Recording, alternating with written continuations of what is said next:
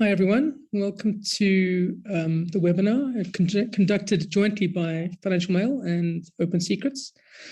It stems from a really fantastic 80-page report that Open Secrets has done, an investigation into essentially who profits next from South Africa's social grants, looking at the new digital platforms and what this means for the country and what it means for the specific companies involved. And it's a really fantastic and really important piece of research that I think has been done. So we're going to have a discussion about it, and we have assembled a top-class panel, as you might have noticed. From Open Secrets, we have Michael Marchant, who will speak to us about it, Abby May as well. From Black Sash, National Advocacy Manager, Huda Abrams Faker, and Alison Tilley from the Information Regulator. Guys, welcome, and thanks so much for joining us. I think it's going to be a fascinating conversation. To kick it off, I think perhaps, Michael, would you mind just giving us an overview of the investigation? And I suppose for the people who haven't read through it yet, because it's the kind of thing you want to take your time over, just why it's important, why we needed to do this. I think it's important to consider the context and why you're doing it now. Absolutely. Thanks so much, Rob. Thanks to the Financial Mail team for hosting us, and welcome to everyone who's joined today.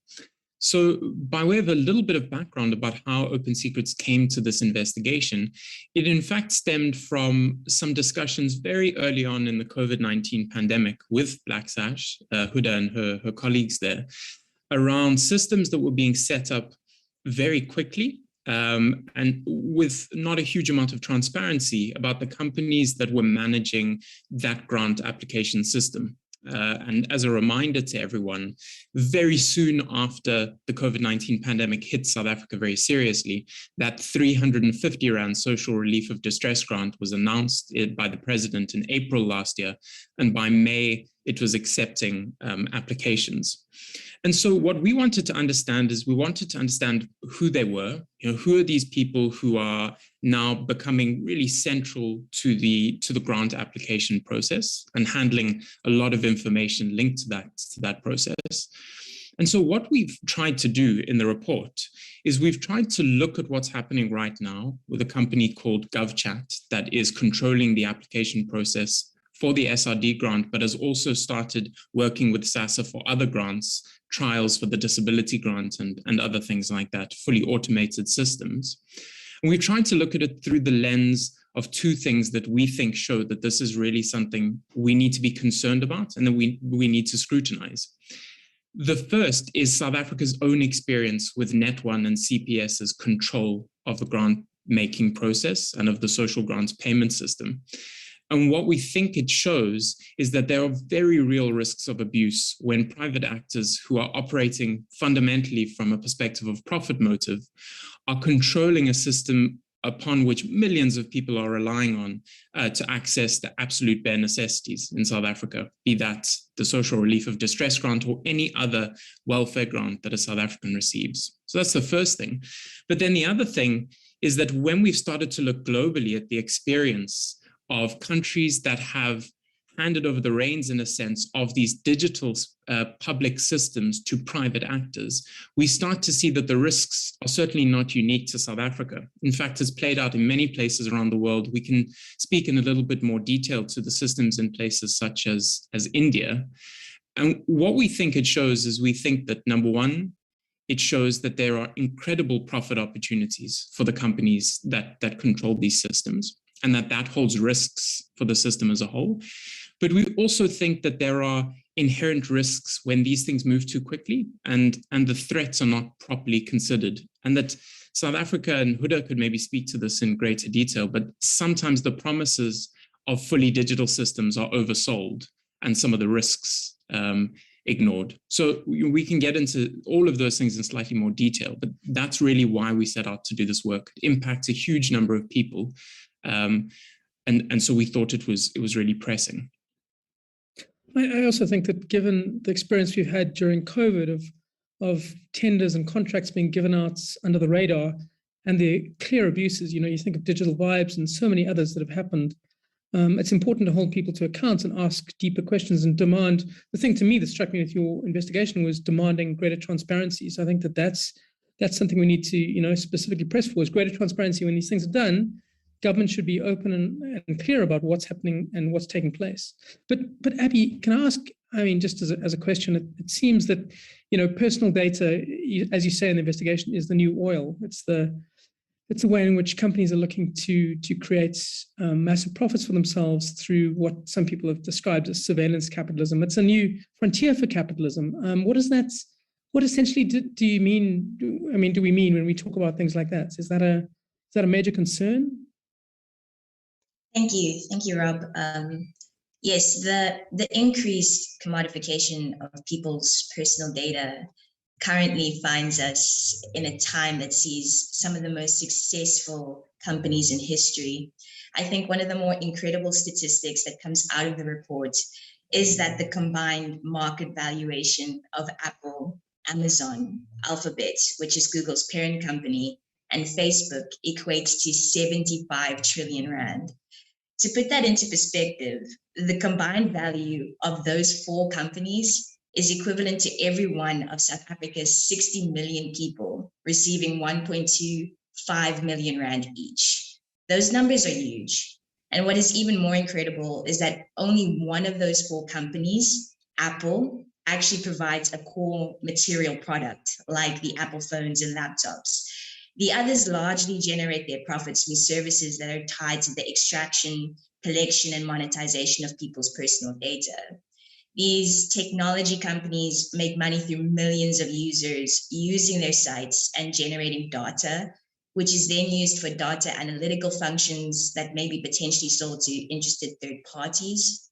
This in itself sort of shows that the profits one could generate from personal data is an emerging frontier for major capital. In fact, this new frontier has been here for quite some time. It's only very recently that we're coming to understand the extent to which personal data is being treated like a raw material for these private tech companies. And this is why it's so important for us to interrogate the risks that comes with the digital welfare state as SASSA transitions the grant system to a more online format, especially with the technical construction of that online format often being outsourced to private tech companies. Because the grant system is charged with millions of South Africans' personal data, which was increased with the COVID-19 SRD grants, the importance of understanding what is done with that data and by whom really can't be understated. If 75 trillion rand is a feasible number of profits generated from services that are tied to the use of personal data, one can only imagine the extent of money that private companies could make from access to vast state databases like those we see in the South African grant system. I promise you that 75 trillion did not all go to Digital Vibes, just in case it might seem that way. It wasn't the case. Well, we don't know that yet, but it's unlikely. Just one thing before we move on to Huda, because I wanted to discuss Black Sasha's role in this, but I just wanted to clarify something, Michael. I mean, in this case, you focus a lot on GovChat in this, and GovChat, as we'll get into later, built this platform for the COVID grant for free for the government. I mean, do we not risk losing out on the potential progress of what we like to call the big cliche of the fourth industrial revolution? It's a phrase that I want to often shoot myself in the head when I hear, because it's jargon that government communicators use without understanding what it means. But do we not potentially risk losing out on the progress of that if we vilify the big technology companies that create these systems? Is the concern about privacy, data privacy, a very elite concern? Do we potentially risk diluting it when we, obsess about this kind of thing? I think there are a couple of responses that are important to take into account there. So the first one, and we will return to this idea, but it's the idea that GovChat and companies like it offer its services for free. And really what we argue in the report is that, it's maybe a trite quote at this point to say if something's for free, you're the product. But really what is guaranteed is that monetization has to be happening somewhere else in the platform. And really then it becomes about finding where that monetization takes place. But to go to your question about losing out, I think it is very important to state upfront that the Open Secrets report is not suggesting that we abandon all digital kind of platforms that offer assistance with public services. I think lots of South Africans are deeply frustrated with the types of experiences that they have to have. And if you look at social welfare, we've seen some appalling scenes of old age grant pensioners queuing outside and being attacked by police to access a grant. And so are there opportunities for the digital systems to assist in streamlining and helping access? I think the answer to that is certainly yes. But I think the problem comes in when we essentially rush into those types of systems without pausing to look at the risks. And a good example of this is in actually the President's Commission's Fourth Industrial Revolution report, because as you say, our politicians do like to trot out the Fourth Industrial Revolution fairly regularly. So the report's about 150, 160 pages. And at the bottom, I think, of page 15, there's just a throwaway line that says, digitalization also increases the surveillance capacity of the government and private firms in ever more areas of people's lives. But that's the last time it's mentioned. And so there is this kind of risk that we name it, but we never grapple with it. We never grapple about what these systems will mean for the people who have to interact with them. And then maybe the final thing before, and Huda, I think, could speak to this, but it's a concern that really comes through in the report, is that one of the risks we have if we say that privacy is an elite concern is that we are, in effect, then compelling grant recipients to forego the right to privacy, a constitutional right, in ways that others aren't forced to. And this comes through very strongly with international experience, is that grant recipients are there's an incredible power imbalance between them and the system that they're facing. And so if a grant recipient is compelled to provide extensive personal data in order to access a grant, there's very little that they can do to challenge that. And so it's really about moving away from that. And of course, the information regulator is key in this and saying those rights to privacy and the rights to have our data managed in responsible ways are constitutional rights given to everyone, and that they shouldn't be traded based on the position that someone holds in the society. Huda, can we talk about one of the examples of where the welfare system has certainly been abused? I reported a lot on Net1, and you guys have done fantastic work on Net1. I think that it's part of the reason why South Africans are so skeptical of any company getting involved in what we would call the welfare industrial complex, which is all the companies surrounding the grant machinery.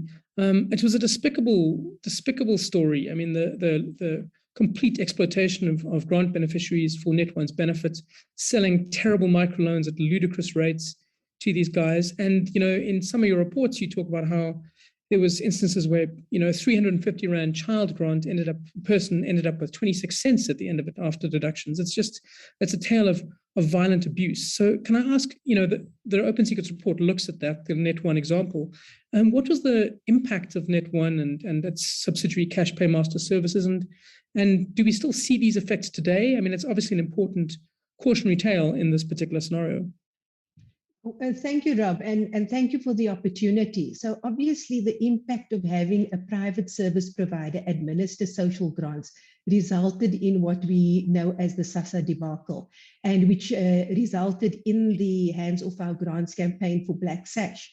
So SASSA as a government agency is responsible for administering the grants, but they didn't have the infrastructure and capacity and had to reach out and invite a tender process for private companies to do that. And in itself, the tender process was already controversial because it seemed to be skewed for Cash Paymaster Services, which I will call CPS, as a subsidiary of Net1, to be able to receive this. So there's already an issue. And this was challenged by another bidder, and it was challenged in court. And although at the end of the day it was declared to be irregular, the court said that it will continue to provide the social grants because otherwise beneficiaries would be stranded. And we're looking at a significant number of beneficiaries, 30% of the population.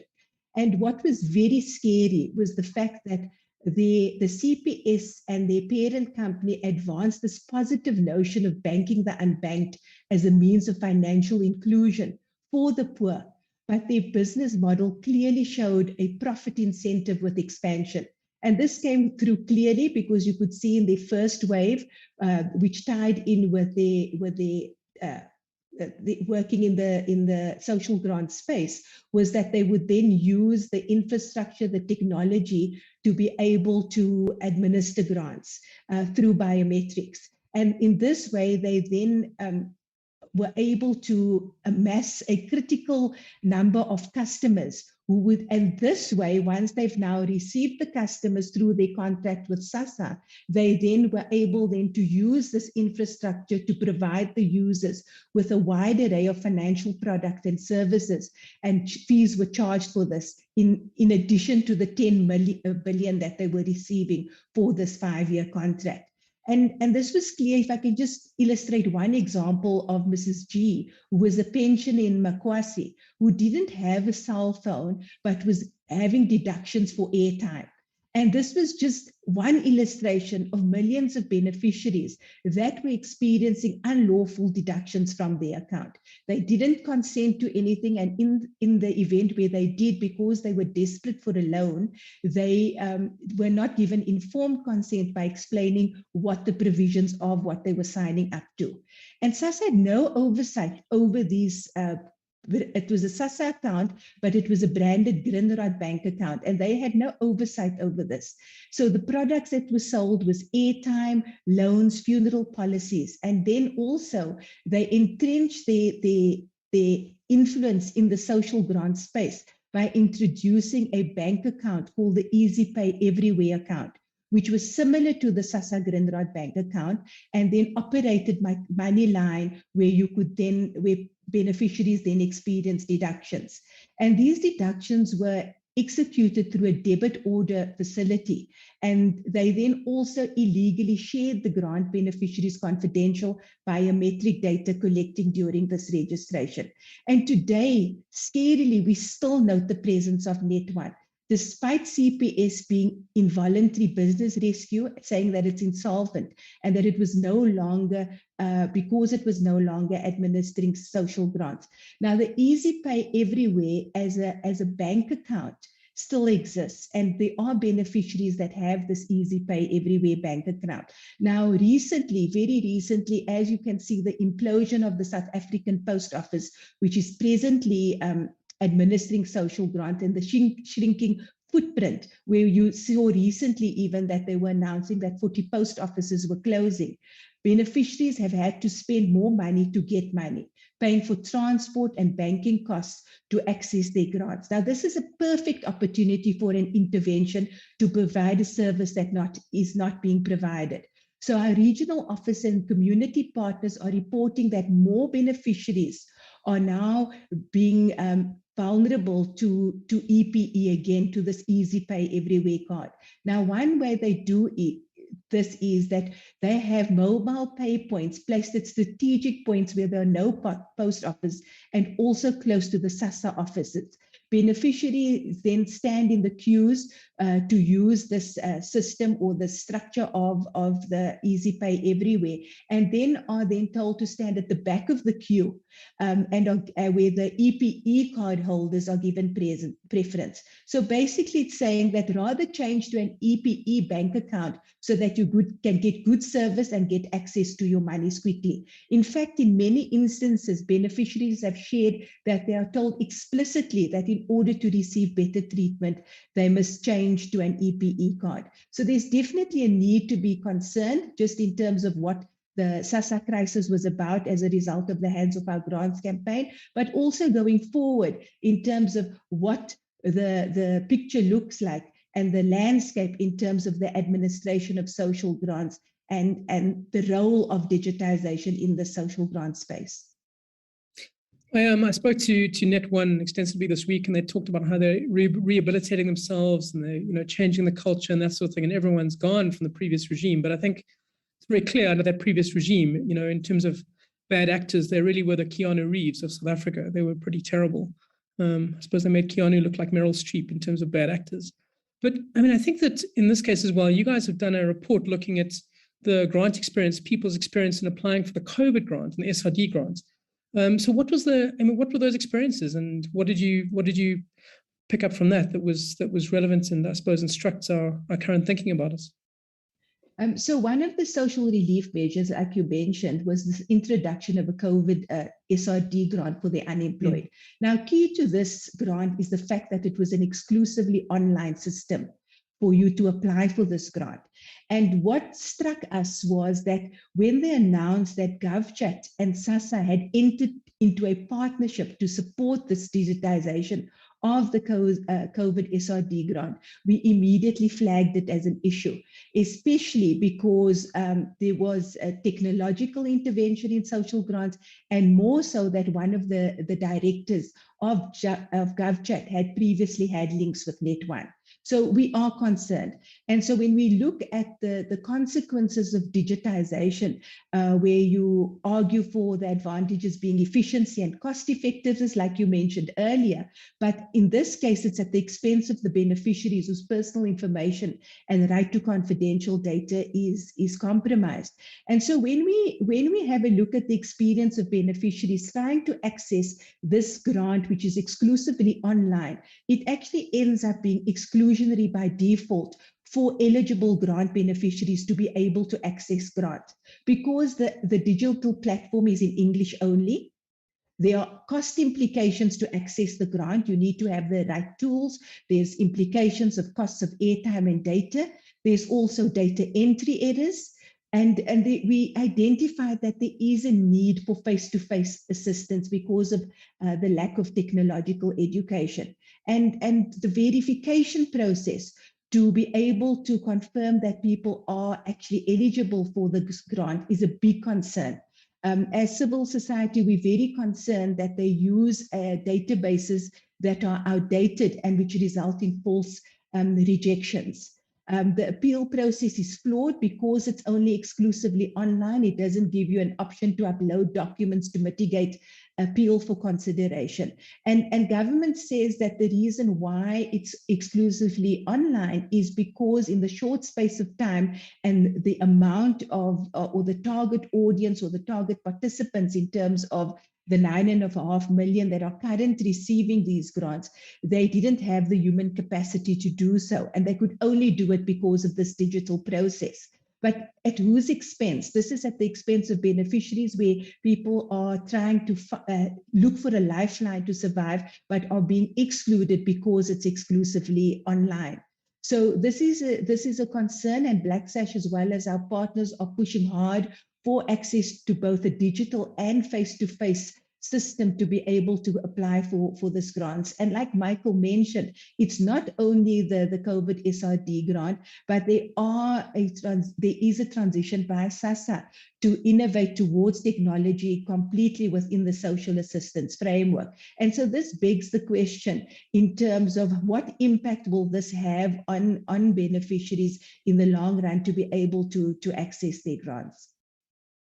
I spoke to Eldred Jordan for in this particular issue, who is the CEO of GovChat, and he talked about how he certainly thinks it's a good thing that you have beneficiaries. In the end, 13 million people applied for the SRD grant who don't have to stand in queues, and that certainly would suggest that it's a move towards a digital economy, and it seems like, you know, not having people in those queues is potentially a good thing. But to bring Alison in on the conversation, I mean, obviously the data privacy concerns are massive, and it's fantastic that somebody with such great communications experiences at the information regulator. I suppose I wanted to ask you, the POPI Act, which is the nightmare of all our emails, came into full effect this year, and it guarantees important rights for everyone in terms of how their personal data is gathered and managed. You know, what are our most important rights? And when you look at a situation like this, where we're giving 30 million people are giving their data to a company to register them, I mean, how do we look at that? How should we be protected as the public? I think the key thing with POPI, and perhaps it's not quite as much of a nightmare as it was presented, but the key thing with POPI is you should only be collecting information you have a reason to collect, and you should only be processing it in a way that is consistent with the way you collected it and the permissions you were given when you collected it. And then when you don't need it anymore, you have to destroy it. that's the short version of POPI. Kind of, in many ways, all you need to know. What is happening here is that information is being collected, and I would accept that it is collected for a good reason. And I would accept that people are giving permission in that process for their data to be collected. We're told about how it gets processed, and some of that is about putting it together with other big data sets, and that's always certainly a high risk and something that one definitely should flag. What we haven't seen, I think, as yet, as far as I'm aware, is the kinds of abuses of data that I felt we were seeing in relation to Net1 and CPS. I mean, I think it was pretty clear for people who were involved particularly in the litigation at the time, and the evidence from the Black Sash on the ground was that people were being signed up for services that they had no knowledge of. And that is precisely the problem that POPI is designed to step in and help prevent. In relation to GovChat, there's no current complaint that's been made, to the regulator. We haven't got any indication that there is improper processing. What we have seen, and I guess this is really the concern, is if you're setting up a big system which has all this data flowing into it and around it, there is potential for abuse, and one has to make sure that doesn't happen. One of the ways that you can do that is use POPI's cousin, Paya.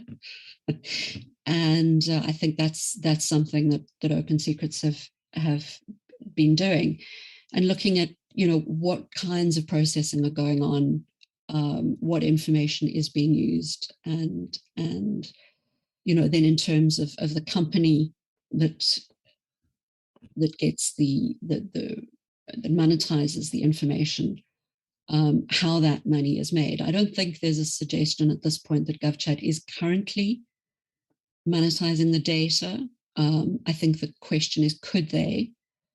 I think that would be, you would have to look at the data that was collected and why and what permissions there were in order to see whether that would be possible. But the basic rules do have to be respected, and it is the regulator's mandate to make sure that they are, and where there are not, complaints can be made to the regulator, who has the jurisdiction to investigate and sanction parties who are abusing personal data.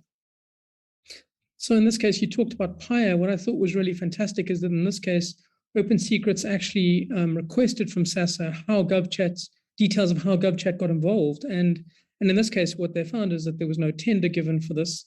And that was confirmed in the process of how it was appointed. GovChat's argument is that they didn't need a tender. They offered their services for free.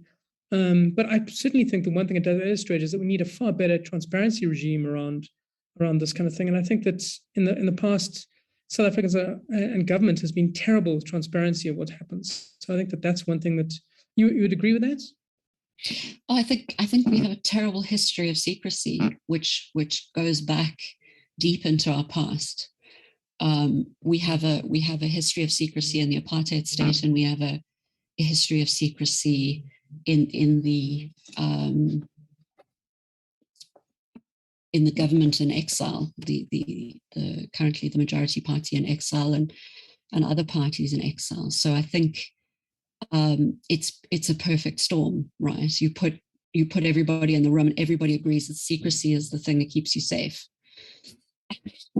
And that is legacy that we have to chip away at and try and make sure that it is, that we do get transparency. The difficulty that I think we have with Paya is that because there was no regulator in place. There was no enforcement system in place that people could use that was quick and cheap and didn't involve going to court.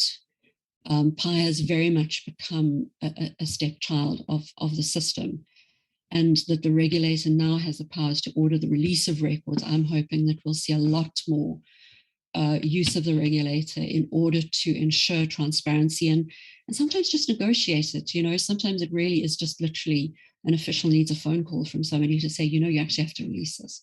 So it's I think something that we really have to explore.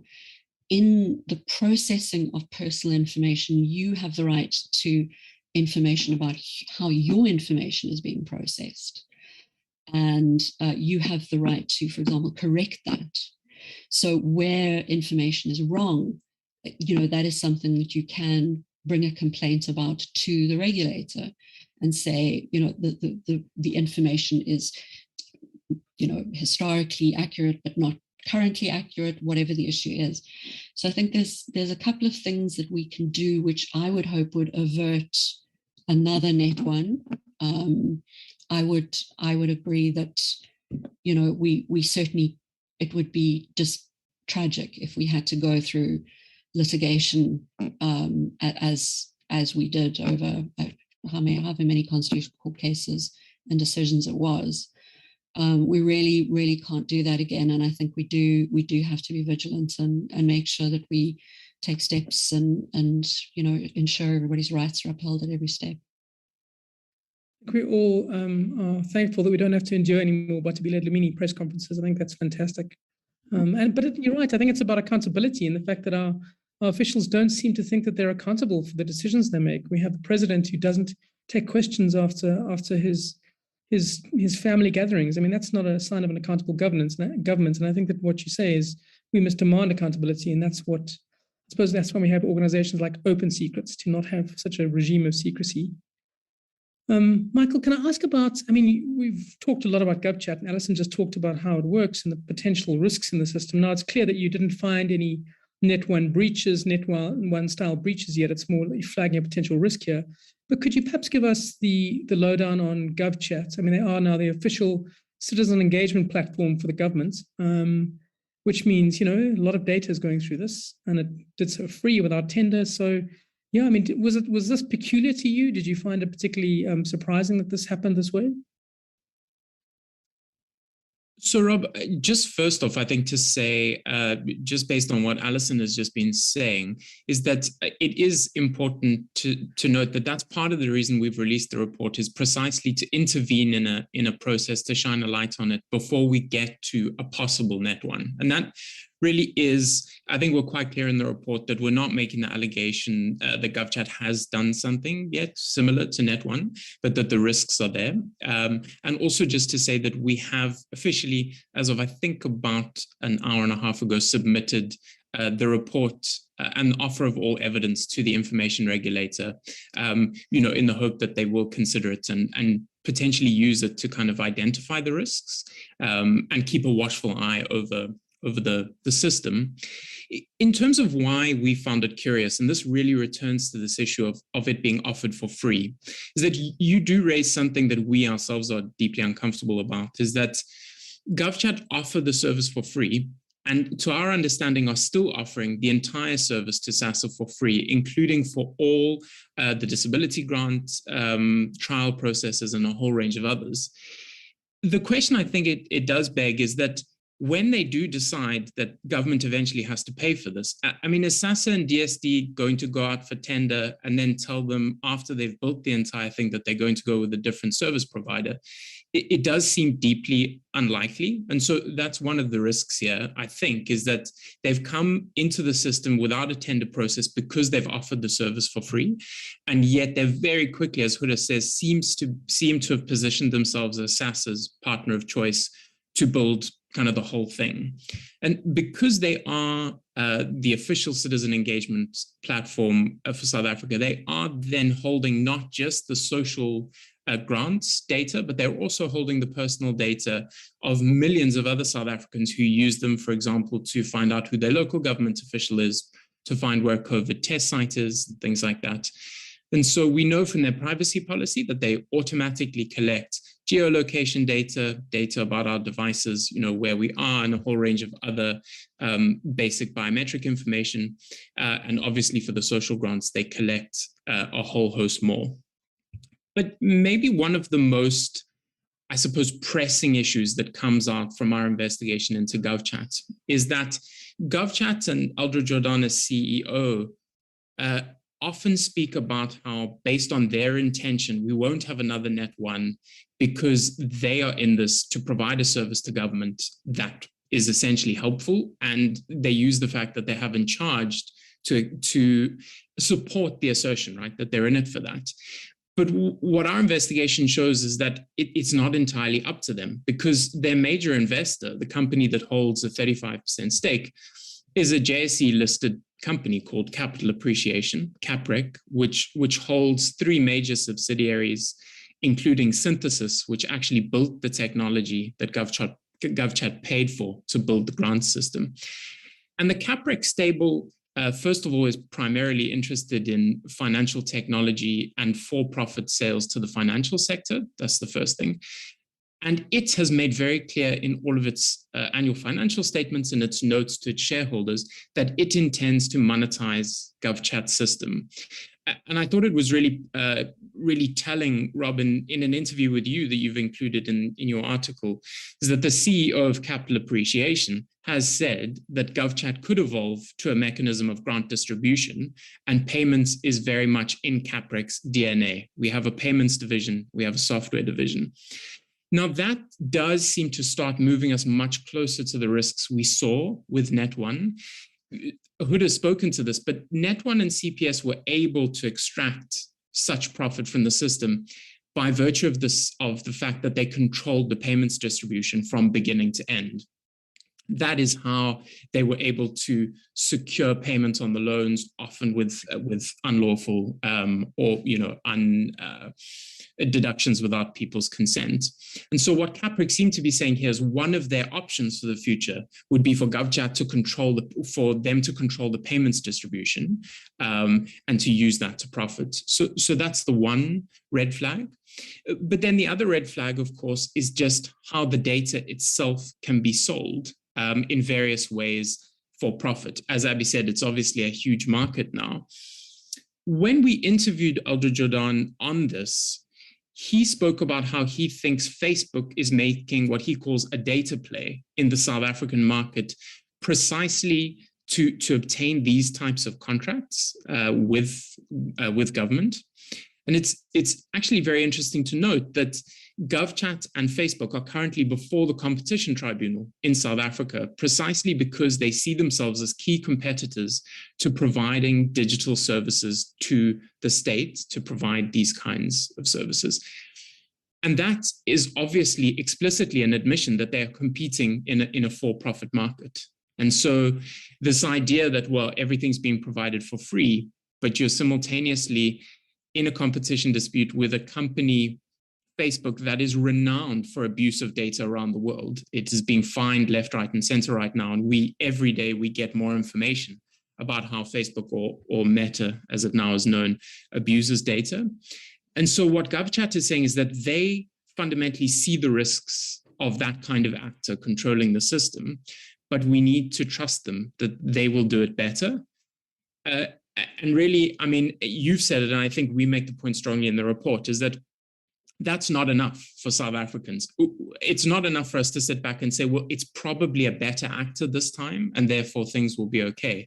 It's got to be about systems of control. It's got to be about proper transparency. It's got to be about ensuring that the way this data is managed and processed is open to all. And I think the last thing I'll say on this is just, I think there are some concerns, particularly with social grant applicants, that the way the data is managed is not always being made absolutely clear to grant recipients in a form, a language that they can understand. And I think it's also an open question as to whether SASSA is capable of explaining that, because this is, of course, another risk when the state and the private sector co-create these types of systems, is that the social grant recipient still has to interact with SASSA when it's asking about its grant. but maybe it's just an IT professional at GovChat or Amazon Web Services that can really properly explain what's happening with their data behind the scenes. I mean, that's a challenge, I think, across the board with complicated systems, but it's something that we have to break down to ensure the kind of transparency and accountability that you need in the space. Abby, do you want to add to that? I mean, I think that the examples of Facebook or meta abuser, as someone might call it, are a real warning sign. Cambridge Analytica, and it isn't just that it's selling it to commercial interests to sell products to people. It's you selling it to politicians to exploit for potential votes around specific issues. I mean, there's tons of potential pitfalls that I think that we don't think about when we think of it just as a commercial proposition. Indeed, Rob. I think it's also incredibly interesting that South Africa itself is a hotbed for data breaches. From 2016's eThekwini municipality e-services, just allowing unauthenticated access to about 98,000 resident addresses. Facebook's Cambridge Analytica scandal, which saw about over 50,000 South Africans' personal information leaked online. And most recently, the Experian data breach, which saw thousands of South African businesses and millions of South Africans' personal information also leaked online. And in a volatile landscape like that, it's so key to be vigilant about which companies are handling the data, for what purposes, and what is actually meant by the data being secured. I mean, a key risk includes a lack of complete understanding of what the agreements may mean when state entities enter into partnerships with these private tech companies building these digital systems. It becomes particularly concerning when the issues revolve around personal data. Many private tech companies have their own rules and regulations regarding the data management and storage that they get from users, which may not align with South Africans' legislation in the long run. And that's a huge red flag that needs to be given more impetus and more scrutiny, because as we've seen with Facebook, Meta now, and WhatsApp in recent past, they've been able to produce a system that aligns with their intentions. And it's so difficult for legislation to keep up with that and to regulate it consistently. Another risk is also this issue of outsourcing governance. As Black Sash work has shown for us, in the case of the COVID-19 SOD grant applicants, those applicants who were able to complete the application with GovChat and on other digital platforms were often rejected in error. And companies providing a digital application process can always dismiss responsibility by saying that the accuracy of the database maintained by the state is not under their control. And this kind of outsourcing of government and its functions inevitably blurs the lines between the state and the private sector when they are co-creating and running these digital governance platforms together. And for citizens engaging with these platforms, it's very, very difficult to know how to respond and hold either actor accountable for fulfilling their constitutional obligations.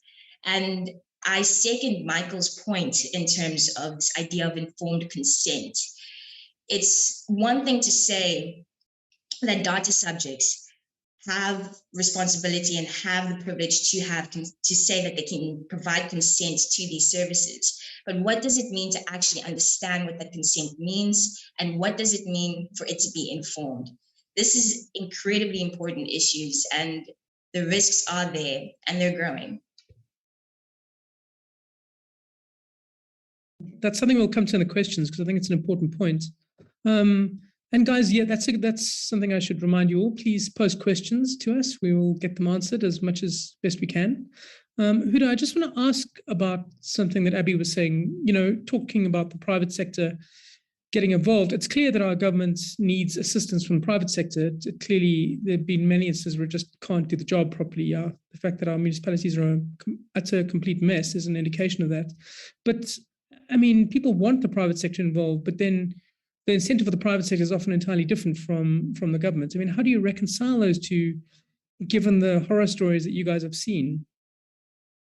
And I think it's important to acknowledge the tension between a constitutional obligation and fulfilling, advancing human rights versus this profit incentive.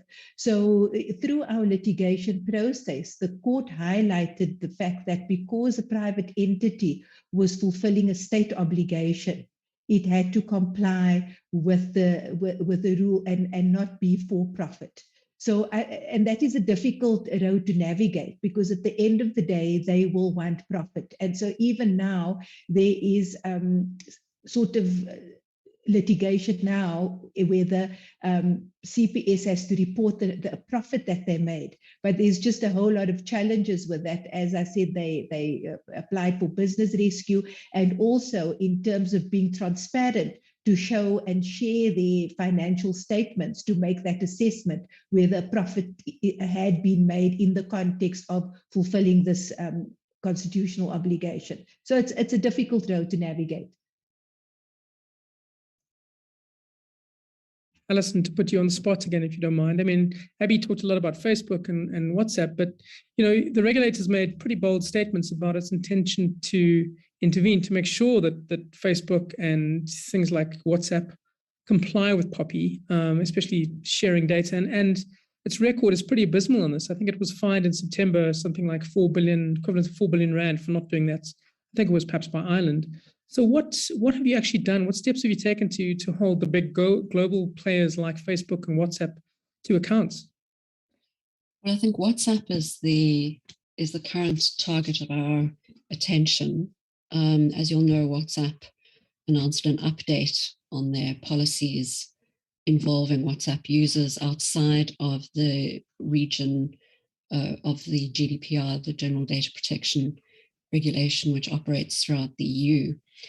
And when they did that, which I think was in May of this year, we began a discussion with them, and we have had a number of letters change hands. It doesn't sound terribly exciting, I know. And we've what's in the letters, I suppose. Letters are important. We have taken legal opinion, and I think we really are at this point coming to the point where I think WhatsApp have said that they have not said that they will be prepared to amend the South African terms and conditions in order for WhatsApp to then align its processes with POPI. And I would be anticipating a meeting that will in fact be held later today if I was to say what the consequences of that will be. But I think certainly as the regulator, we are very aware that the abuse of personal data by the big companies we've talked about and many others is of serious concern. It's a violation of the right to privacy. It's a way of using who people are, and that is simply unacceptable. People are the end and not the means. So it just in terms of WhatsApp, I think what POPI does is provides a framework within which we can say, if you're going to process people's data, it must be done in this way. Just perhaps another question, which I think is one that I would be interested in hearing some more discussion about, is this question of when is free really free? And as a now member of a regulator that doesn't have an endless budget but has many technological issues, it's, I have to say, extraordinarily tempting when people come along and they say, look, I can do a couple of days work on that, and you can have that. Like, I can just give it to you. And so far, the regulator has just said no. And the result of that is that citizens across the country may well be frustrated in their efforts to engage with the regulator. So we have this conundrum. Do you, if you want something that somebody can provide for free, do you put that out to tender? and in which you say the price that you are prepared to pay is nothing, and that you want it done for you for free? Is that the way you go? I mean, just in terms of procurement in the PFMA, how government gets services for free is something that I'm really interested in right now, partly because I'd like some free stuff. And I accept that getting free stuff is always a problem. There are always strings attached. How do you deal with that? Or do you just have a rule that as government, you have to pay for everything? As a citizen, I'm not sure that that makes a lot of sense to me. As a taxpayer, I'm pretty sure I would like the stuff that you can get for free to have that happen. But I see the problem. So I think that's an issue that is perhaps a much bigger issue, and really in relation to all services that government gets, not just tech services, but in particular in relation to tech. Is just how on earth do you manage that? Well, I've been reading a lot of Black Friday adverts, and apparently everything's almost for free tomorrow. So I think that we'll be able to get lots then, and we'll just pass it on to the regulator. I'm sure it'll work. But I think that's a question that a lot of people have asked. I mean, they wanted to know, one of the answers surely is just transparency. If these contracts that are involved are published openly on people's websites, that's exactly what it entails. These are the limitations, like with the GovChat contracts. You know, one of the questions was, even if it's free, shouldn't SASSA, in this case, the client, provide the objectives, outcomes, framework requirements, and everything? It shouldn't be up to Open Secrets or anyone to go and lodge a PIA request. I mean, if you're going to provide anything without tenders, specifically, it should be open and transparent, because, you know, a lot of private companies are helping government say, but, you know, who's to say if it's benign or malign in the long run? I think you need just greater transparency. Michael, do you agree with that? Do you think that's a fair assessment? Absolutely. And I can hear in my head the cheers of several Open Secrets colleagues who raise this all the time, is that PIA has become the fallback defense of both state entities and private entities to say they don't have to release anything before a PIA request. And I will say that in this instance, the fact that the Department of Social Development and SASSA released the documents was an incredible surprise to us. I'll be completely frank. We were not expecting it, because our general experience is that PIA does not work to access records, and that people go a great deal to frustrate those efforts. But it's certainly true. I mean, there should be much greater proactive disclosure of these types of documents. Of course, what is slightly tricky about that is that it's about reading the fine print. And in particular, when you've got a private actor like this, you don't just need to scrutinize what SASSA is saying about the framework objectives, but you also need to scrutinize what the corporate actor is saying about it. And so, for example, and Rob, again, this is something in the Financial Mail piece today, but there is a footnote in one of Capital Appreciation's annual reports that says, by the way, if GovChat doesn't pay us back the loan, everything's ours. We get all the intellectual property, we get the software, we get everything. And, you know, those kinds of details are incredibly important. Now, we would not just need to know the macro documents, but we need to know the discussions that SASSA and the DSD has about these things, where those kind of things are considered, where they've made a decision on where the risks are acceptable. And absolutely, I mean, it applies here, but on a whole range of other areas, we should be able to access that information without a PIA request. So in terms of that, I mean, you looked at a lot of other countries and their digital social welfare states. I mean, are these issues that arose in the Indian case and elsewhere across the world that you looked at? I mean, what kind of lessons can we learn? Can we perhaps adopt preemptively to help ourselves not make all these mistakes along the way? Yes, so the UN Special Rapporteur on poverty and human rights actually did a very helpful overview study, of which actually Black Sash submitted to several years ago, which looked at all of the efforts around the world in a range of places to move to digital social welfare systems. And that special rapporteur, I think his exact words were that we risk wandering zombie-like into a welfare dystopia, which is fairly dramatic. But the point that he was trying to make, I think, is this feeling of we're moving very, very quickly into these spaces without properly accounting for the risks in many places. And so what our investigative report does is we look back at Net1 as this kind of example of the very worst outcome for the South African social grant system.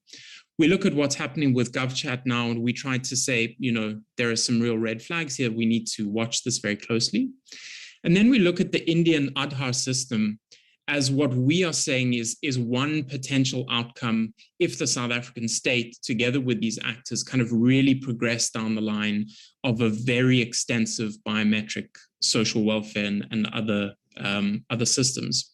And so Aadhaar is essentially an ID number in India that was introduced around a decade ago to essentially, at first, it was for the purposes of getting people an ID number and onto the systems, but it was used for people to access social welfare, food aid, health benefits. But it was extensively linked to the Indian government's attempt to capture biometric data. So your iris, your fingerprints, and a whole range of other biometrics were captured on this card at the same time, together with your information. And what has happened in India since then is that it has become a requirement not just to access state services, but it's also become a way to access a whole range of private services, particularly to open a bank account, to get a cell number, and things like that. And there's been this general merger of private sector and state in the way they use the Aadhaar system. And from that emerges a couple of risks that we've spoken a little bit about today, but that really have already been seen in India. The one is this risk of very high error rates and possibly terrible consequences with fully digital systems, is that you've got these stories in India of people arriving at a hospital for a procedure, for an emergency procedure, or arriving at a depot to receive essential food aid. And if the Aadhaar system malfunctions for any reason, they're turned away. People have actually died in India being turned away from essential services because the digital system essentially pops out a computer says no kind of warning. And that goes to Abby's point she was making earlier about all of the people who were rejected from the social relief of distress grant in error, because the online systems were basically using outdated information to assess those applications.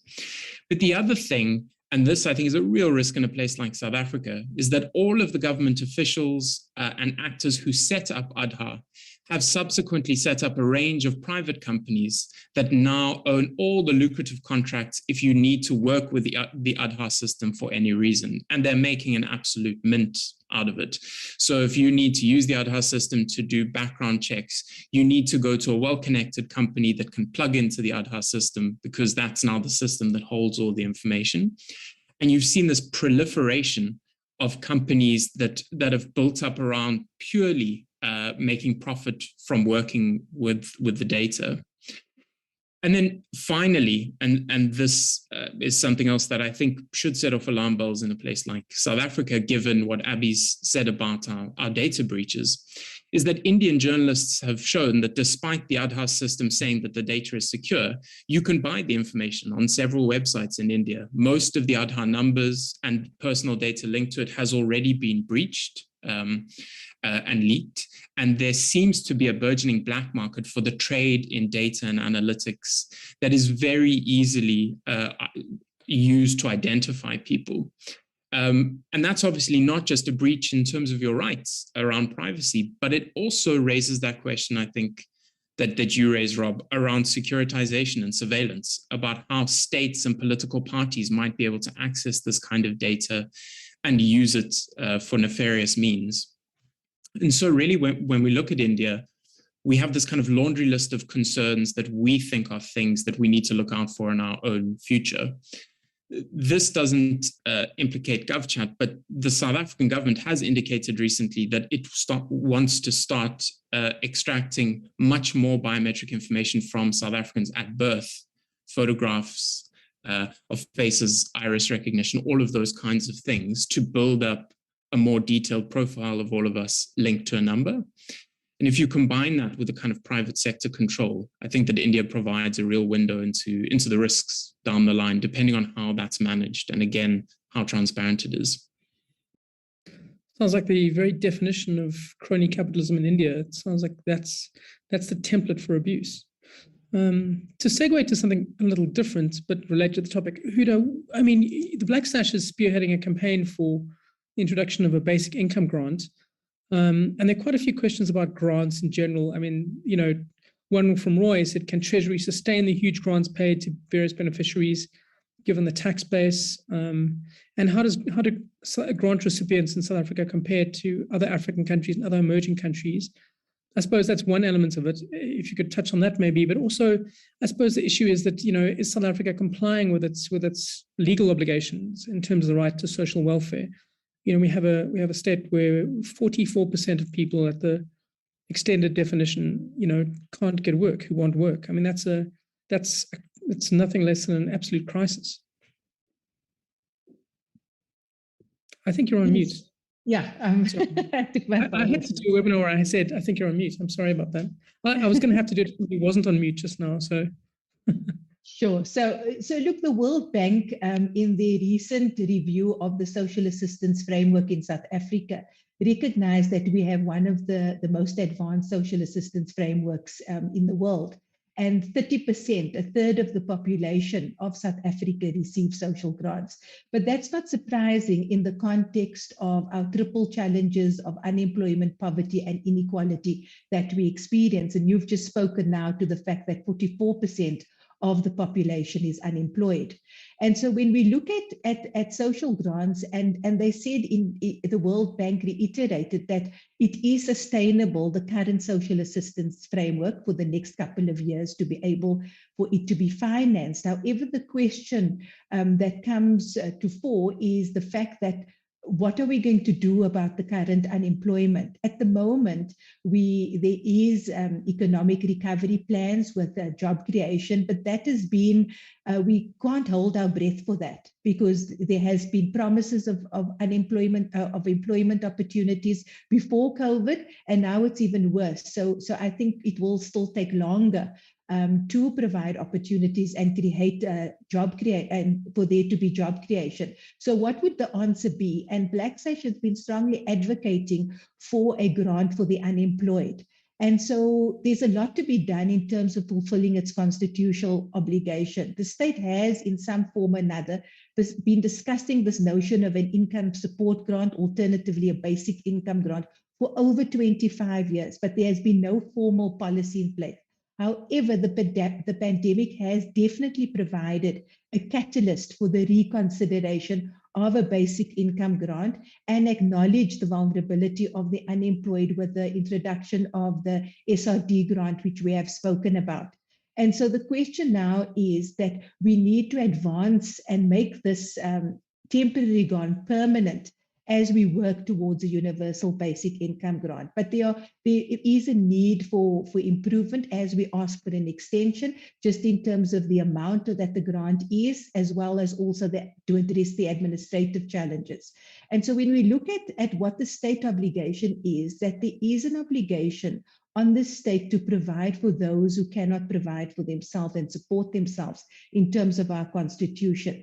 And also internationally, we've ratified the International Covenant on Economic, Social and Cultural Rights, which places an obligation on our government. But more recently, the committee recommended that government must ensure that those between the ages of 18 and 59 years with no or little income are capable of working but have no social assistance. And just recently, the report by the chair of this committee said that there has been insufficient progress and looking forward to more substantive progress in their next report. So the question of providing support for the unemployed is an obligation. Normally and just quite naturally, the question of resources, do we have the money to pay for this grants and provide an opportunity? Yes, there is. There will be a crisis if we don't provide for the unemployed. So it's a question of not whether we can afford it, but whether we can afford not to do it. And there are resources. Black Sash has submitted a report on opportunities and proposals on how to fund it. The department themselves have investigated different options on how to fund this grant, as well as other organizations that we work with, like the Institute for Economic Justice, as well as SPI. So there are definitely proposals on the table, and it's just a matter of engagement so that government shifts and creates the political will to be able to sustain the South African community as a whole. We don't just get to reclaim all the money for the grant from Digital Vibes, and we'll need more than that, I think.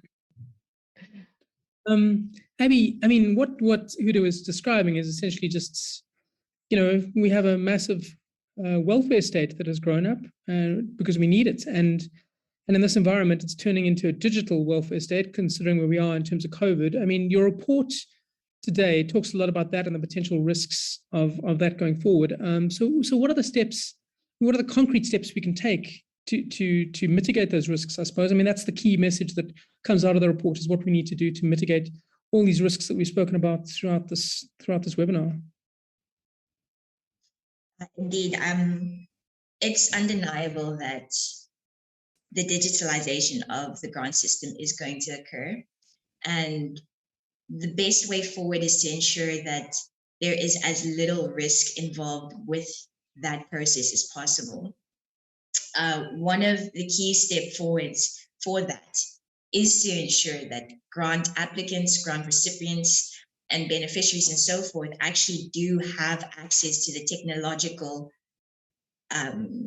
structures and infrastructures that are needed for such things, such as cell phones, such as data. I mean, South Africa is a country that has some of the highest data costs in terms of internet access in the world. And this in itself is a barrier for grant recipients and grant applicants, who are a very particular group of people who not only do not have enough money for basic needs, this is why they're getting grants, but to add on an additional thing of having to get them to have access to internet and paying for that is a large responsibility that they cannot uphold on their own. And so there definitely needs to be more infrastructure put in place to ensure that that doesn't happen. On the other end, as we've spoken throughout the entire webinar, we really need to increase transparency on who is involved with creating these digital systems, what that means for the grant applicants and the recipients themselves, and ensuring that there's some sort of language that actually explains what those things mean for them and how they can actually engage. I must emphasize that with SASSA and GovChat and other various digital partners, the most important stakeholder in that conversation is the grantees themselves. And if they are not at the table, if they are not being able or allowed to place their concerns on what this system might mean and the influence of that, then there is a huge gap missing and it will ultimately fail. And so we definitely need to have more voices from the ground, actually telling SASSA what are the issues, what does it mean for them to have a digital grant system. Yes, I'm sure Mike can add in any more steps forwards as well that I have missed. Mike, just on that, if we can also just address the question that Zara raises. I mean, the public, do they have the time or the resources to be involved in protecting how their own data is processed? I mean, we have organizations like yours that look at the system and where the fault lines are, but the general person is working on their, playing with their phones. They're not really paying attention to this necessarily. You need to have a strong enough system and strong enough checks and balances to make sure that it isn't abused, right? I completely agree. I think it's very difficult for any of us to really have the time, but also for us all to wrap our heads around the way that our data is used and when and how it's secure. I'll give one good example from this investigation that really jumped out to me, is that all of GovChat's documents in terms of the way data is treated assures us that the data is always anonymized. So GovChat's privacy policy empowers it to share data with third parties like Synthesis that help it build the platform, with government and a whole range of other actors. But they always say that that data is anonymized.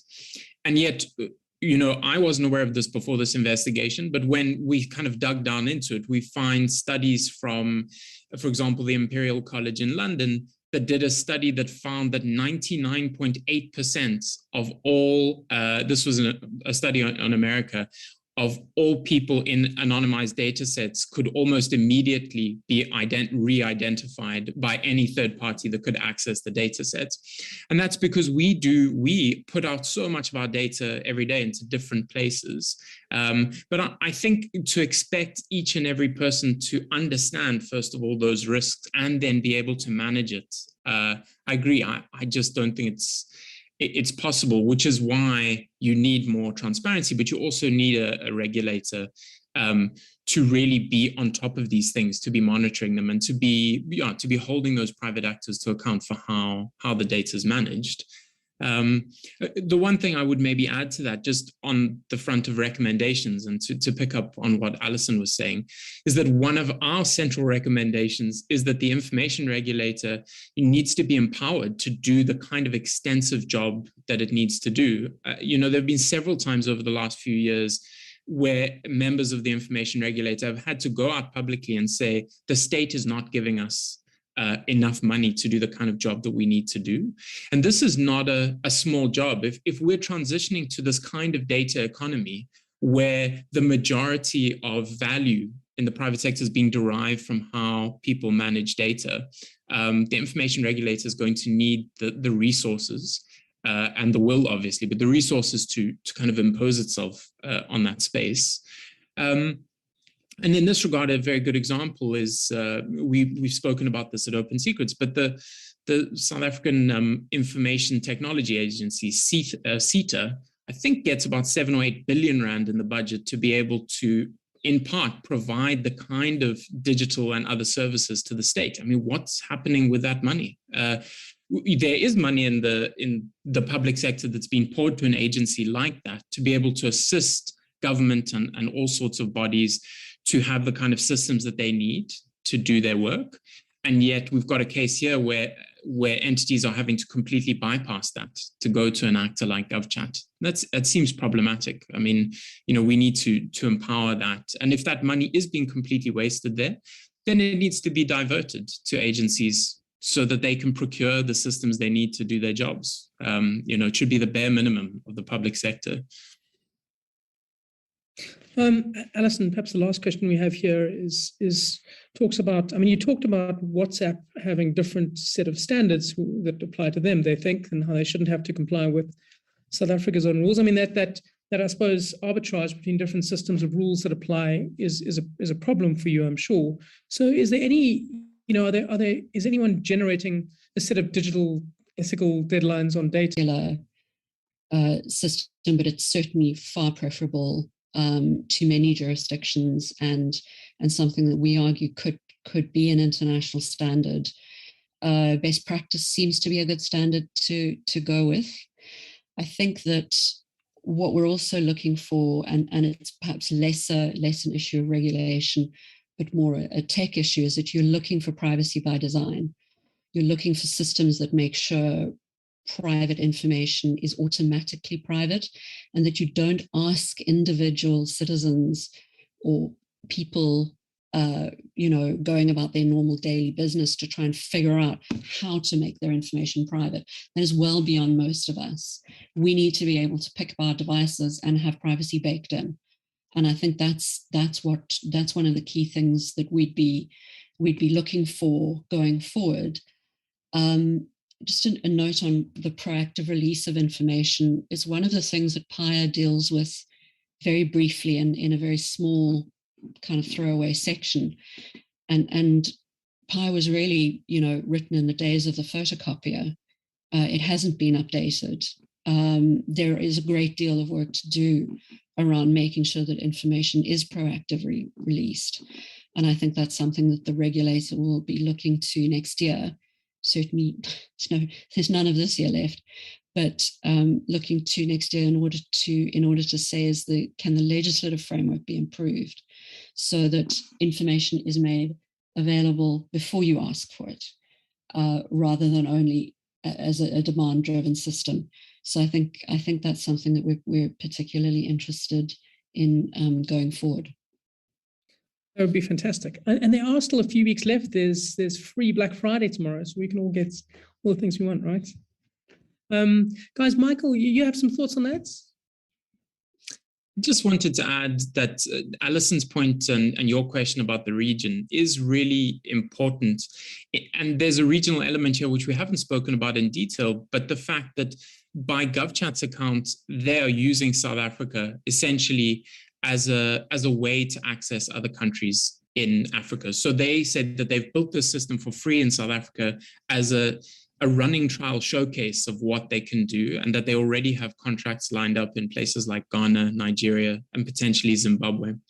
And so this is inherently a regional issue. They have extensive contacts and they seem to be building those systems already. And, as Alison's response suggests, it's highly uneven in the way that we're speaking about these things in different places, but they are fundamentally important because all of the risks that we've raised, from data privacy to kind of cronyism to securitization and surveillance, they will all manifest in those different places in different ways. And so the risks will be there in those spaces as well.